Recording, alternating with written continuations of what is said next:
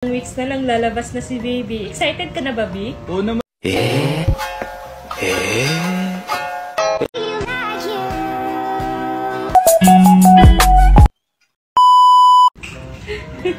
Bobby, ilang weeks na lang lalabas na si baby. Excited ka na ba, B? Oo naman, B. Sobrang excited ko na nga. Ready na ako mag-alaga sa kanya eh. Ay, teka lang, B. Di pa pala tayo nakakabili ng gamit ni baby. Ay!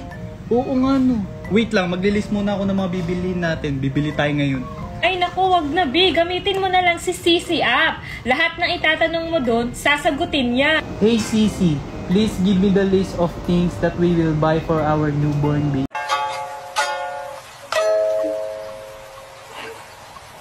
Eh?